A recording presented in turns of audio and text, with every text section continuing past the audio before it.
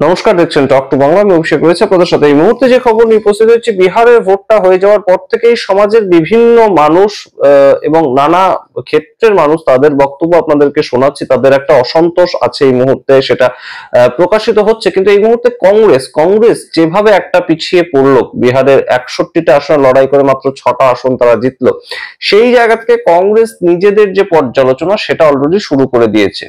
গতকাল শনিবার একদম সকালবেলা রাহুল গান্ধী দেশে ফিরেছেন এবং দেশে ফিরে তিনি প্রথম যে কাজটা করেছেন, মল্লিকার্জুন খার্গে রাজ্যসভার বিরোধী দলনেতা এবং তার সঙ্গে কংগ্রেসের এই মুহূর্তে একদম মাথায় তিনি, এবং সাংগঠনিকভাবে সম্পূর্ণটা তার হাতে, এবং তার সঙ্গে তিনি একটা বৈঠক করেন রাহুল গান্ধী, এবং তার পরবর্তীতে সেই বৈঠকে যুক্ত ছিলেন কেসি বেণুগোপাল। আপনারা জানেন কংগ্রেসের অত্যন্ত গুরুত্বপূর্ণ এবং বর্ষিয়ান রাজনীতিবিদ। তিনি বাইরে বেরিয়ে এসে একদম প্রেসকে দেওয়া একটি সাক্ষাৎকারে তিনি যে কথাটা বলেন সেটা অত্যন্ত তাৎপর্যপূর্ণ, এবং সম্পূর্ণভাবে এই মুহূর্তে বিহার ভোটটাকে নিয়েও রাহুল গান্ধী এবং তার টিম যে কিভাবে ভোট চুরি করা হয়েছে সেটা নিয়ে তদন্তে নেমেছে, সেই বিষয়টা তিনি প্রকাশিত করেন। এবং সবচেয়ে তাৎপর্যপূর্ণ বিষয়টা হচ্ছে যে আগামী 1 থেকে 2 সপ্তাহের মধ্যে একটা প্রেস কনফারেন্স করে রাহুল গান্ধী ঠিক হরিয়ানাতে যেভাবে ভোট চুরি হয়েছিল বলে একদম দাবি করেছিলেন, ঠিক যেভাবে কর্ণাটকে ভোট চুরি হয়েছিল বলে তিনি দাবি করেছেন, ঠিক সেইভাবে একদম একই স্টাইলে বিহারের ভোট চুরি নিয়ে এবার মুখ খুলবেন রাহুল গান্ধী।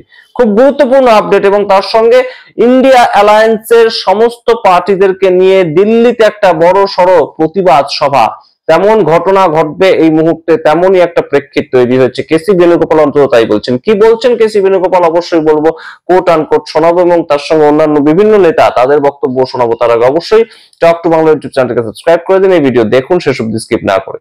আপনারা এই মুহূর্তে কেসি বেণুগোপালের বক্তব্যটা আগে শুনুন, তাহলে বুঝতে পারবেন যে কোনো মতেই এই যে বিহারের ফলাফলটা বেরিয়েছে সেটাকে কেউ বিশ্বাস করতে পারছেন না, এবং শুধু বিশ্বাস করতে পারছেন না নয়, সেটার ওপর তদন্ত হওয়া দরকার, তেমনও কথা বলছেন। কি বলছেন কেসি বেণুগোপাল? তিনি কোট আনকোট বলছেন, বিহার থেকে যে রেজাল্ট এসেছে তা আমাদের জন্য অবিশ্বাস্য। এবং কংগ্রেস এই কথা বলছে মানে অবশ্যই তার ভিতরে ভিত্তি রয়েছে, তার কারণ কংগ্রেস অত্যন্ত বহুদিন ধরে বিহারটাকে নিয়ে চর্চায় ছিল। একদম জানুয়ারি মাস থেকে, এই 2025 সালের জানুয়ারি মাস থেকে রাহুল গান্ধী এটাকে নিয়ে চর্চা করেছিলেন, এবং ভোটার অধিকার যাত্রা থেকে বিভিন্ন কিছু করেছিলেন, চাক্কা জ্যাম আপনাদের মনে থাকবে। তো তিনি বলছেন বিহার থেকে যে রেজাল্ট এসেছে তা আমাদের জন্য অবিশ্বাস্য। আমাদের এবং আমাদের সঙ্গী দলগুলোর কারোর এর ওপর কোনো বিশ্বাস নেই। আমরা তথ্য সংগ্রহ করতে শুরু করে দিয়েছি এবং বিস্তারিত তা বিশ্লেষণ করছি। 1 থেকে 2 সপ্তাহের মধ্যে আমরা উপযুক্ত প্রমাণ পেশ করব জনতার সামনে। 90% স্ট্রাইক রেট ভারতের ইতিহাসে কখনো কোনো দলের হয়নি। এই ভোটের সামগ্রিক পদ্ধতিই সন্দেহজনক, অর্থাৎ এসআইআর এর শুরু থেকে নিয়ে এখনো পর্যন্ত যা যা পদ্ধতি অবলম্বন করে এই ভোটটা হয়েছে সমস্তটাই সন্দেহজনক বলছেন কেসি বেণুগোপাল। তারপর তিনি বলছেন এই ভোট অসম ভোট এবং নির্বাচন কমিশন পুরোপুরি একতরফা ব্যবহার করেছে, আমরা তদন্ত করছি, এই বিশ্লেষণ করছি। সুতরাং গুরুত্বপূর্ণ এই মুহূর্তে একটা আপডেট এটা যে কংগ্রেস তাদের আভ্যন্তরীণ একটা তদন্ত কমিটি তৈরি করে এই বিহারের ভোটটাকে নিয়ে গ্রাউন্ড রিয়ালিটি কি ছিল এবং অ্যাকচুয়াল রেজাল্ট কি হলো, তার পেছনে কোন কোন সমীকরণ কাজ করছে, কোন কোন প্রেক্ষিত কাজ করছে, আদপেই কি মানুষ ভোট দিয়েছে নাকি মানুষের সঙ্গে অন্য কোনো ভুতুরে ভোটারও ভোট দিয়ে দিয়েছে, এই বিষয়গুলো সামনে উঠে আসছে। এবং তার সঙ্গে শুধু এই কেসি বেণুগোপাল যে বক্তব্য রেখেছেন তাই নয়, কংগ্রেস লিডার অজয় মাখন, তার নাম আপনারা শুনে থাকবেন, তিনি যে বক্তব্যটা বলছেন যে 90% স্ট্রাইক রেট তো আমাদের 1984 সালেও ছিল না। সেই সময় রাজনীতি সম্বন্ধে যারা অবগত নন তাদেরকে বলে দিই, 1984 সালে প্রাক্তন প্রধানমন্ত্রী ইন্দিরা গান্ধী মারা গিয়েছিলেন এবং সেই সেন্টিমেন্টে তখন সেই ভোটটা হয়েছিল, এবং সারা দেশ প্রায় কংগ্রেস মুখী একটা ভোট দিয়েছিলেন, এবং সেটা শুধু সেই ভোটটার সূত্রেই হয়েছিল, এবং যার পরবর্তীতে রাজীব গান্ধী, রাহুল গান্ধীর বাবা, ইন্দিরা গান্ধীর ছেলে, তিনি হঠাৎ করে প্রধানমন্ত্রী হয়ে যান কোন রকম রাজনৈতিক ব্যাকগ্রাউন্ড ছাড়া। রাজনৈতিক ব্যাকগ্রাউন্ড বলতে তার নিজের কোনো রাজনৈতিক ব্যাকগ্রাউন্ড ছাড়া। সেই সময়ও কংগ্রেসের স্ট্রাইক রেট বিভিন্ন সিটে 90% ছিল না। সুতরাং এই মুহূর্তে বিহারে কিভাবে ভারতীয় জনতা পার্টি তাদের 90% স্ট্রাইক রেট হয়, এই প্রশ্ন তুলছেন বিভিন্ন মানুষজন, এবং তার সঙ্গে গুরুত্বপূর্ণ প্রশ্ন তুলেছেন গৌরব গগৈ আসামের সাংসদ এবং খুব ভালো পারফর্ম করেন তিনি লোকসভার অভ্যন্তরে যখন প্রশ্ন তুলতে হয়। সেই গৌরব গগৈ বলছেন, people of Bihar have voted no doubt, but even they would not have voted for such a one sided assembly.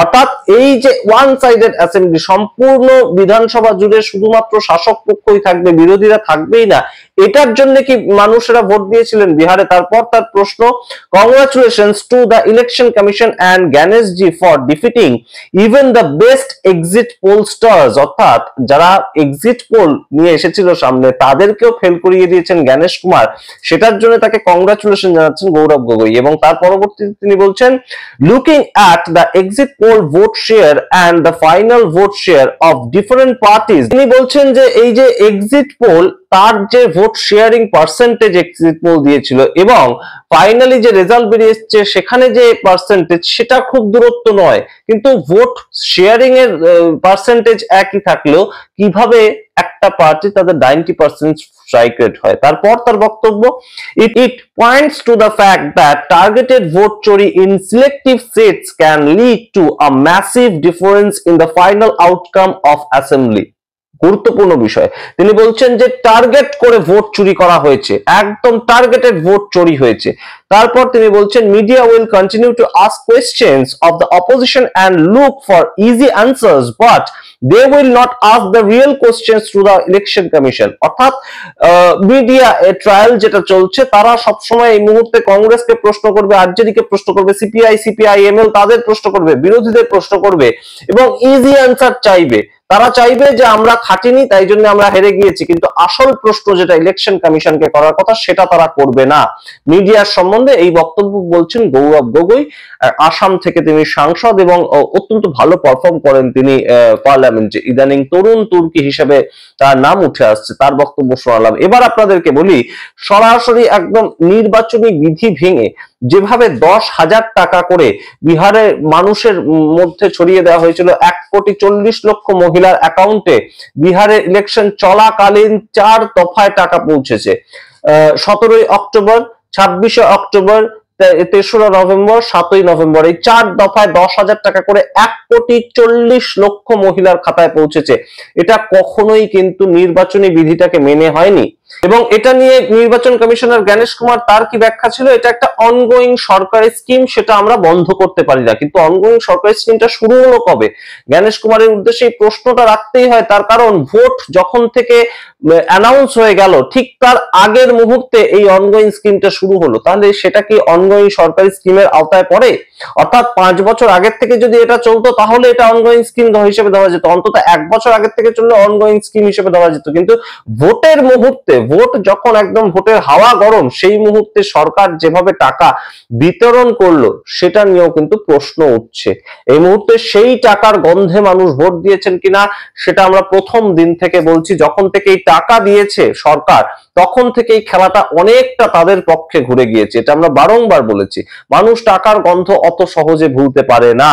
এবং বহু মানুষজন যারা রাজনৈতিক পর্যবেক্ষক তারা বলেছিলেন যে এই মুহূর্তে ইলেকশনটাকে অন্তত পোস্টপোন করে 6 মাস দূরত্বে নিয়ে যাওয়া উচিত। 6 মাস পরবর্তীতে মানুষ যখন এই টাকার গন্ধ ভুলে যাবে তখন মানুষ আসল কাকে ভোট দেয় সেটা বিচার্য বিষয় হবে। কিন্তু এখন মানুষ আর কাউকে ভোট দিতে সম্ভব থাকবে না, যেখানে মানুষ, অত্যন্ত গরিব মানুষ বিহারে বসবাস করেন। বিহারে 10,000 টাকা একটা ফ্যামিলির কাছে আসা মানে সেই টাকাটা দিয়ে অন্তত 4 মাসের রেশন খরচা উঠে যাবে।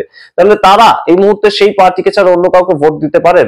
এইগুলো প্রশ্ন উঠছে। এবং সামগ্রিকভাবে বিরোধীরা এই মুহূর্তে ইন্ডিয়া অ্যালায়েন্স, তাদের পক্ষ থেকে যা খবর উঠে আসছে, কংগ্রেসের পক্ষ থেকে তারা কিন্তু অবশ্যই ভোট চুরি নিয়ে একটা বড় সড় জমায়েত করবে ইলেকশন কমিশন অফ ইন্ডিয়া দিল্লির যে তাদের অফিস, মেইন অফিস, তার বাইরে, এবং রামলীলা ময়দানে সেই জমায়েত হবে এই মাসের শেষে। তেমন একটা প্রেক্ষিত তৈরি হয়েছে। রাহুল গান্ধী এবং মল্লিকার্জুন খার্গে সমস্ত বিরোধী নেতাদের, মমতা ব্যানার্জি থেকে শুরু করে, অখিলেশ যাদব থেকে শুরু করে, এম.কে. স্টালিন থেকে শুরু করে, পিনারাই বিজয়ন থেকে শুরু করে সবাইকে জানাবেন। এবং এই বিষয়টা নিয়ে কিন্তু অলরেডি একটা চর্চা শুরু হয়ে গিয়েছে। ভোট চুরি আটকাতে হবে। দেশ জুড়ে এটার প্রভাব পড়ছে এবং প্রত্যেকটা রাজ্য বিরোধীরা ধাক্কা খাচ্ছে। ধাক্কা খাওয়ার কারণ কি শুধুমাত্রই সংগঠনহীনতা? ধাক্কা খাওয়ার কারণ কি শুধুমাত্রই টাকা বিতরণ করা শাসক পক্ষের পক্ষ থেকে? নাকি এর পেছনে সত্যি সত্যি ভোট চুরির মতন একটা বিস্তারিত বিষয় লুকিয়ে রয়েছে। আমরা অবশ্যই নজর রাখবো আগামী দিনে রাহুল গান্ধী বিহারের যে একদম ভোটার রোল, ইলেক্টরস রোল যেটা এসআইআর এর পরবর্তী সময় হঠাৎ করে লাফিয়ে বেড়ে গিয়েছিল, মোট যোগ্য ভোটারের সংখ্যা 3 লক্ষ, সেটা নিয়ে কোন রকম কোন খুলাসা রাহুল গান্ধী করেন কিনা সেদিকে আমাদের নজর থাকবে। আপনারা দেখতে থাকুন টক টু বাংলা সামগ্রিক রিপোর্টের ভিত্তিতে আপনাদের মতামত কমেন্ট বক্সে কমেন্ট করুন। অবশ্যই টক টু বাংলা ইউটিউব চ্যানেলকে সাবস্ক্রাইব করে দিন। ধন্যবাদ।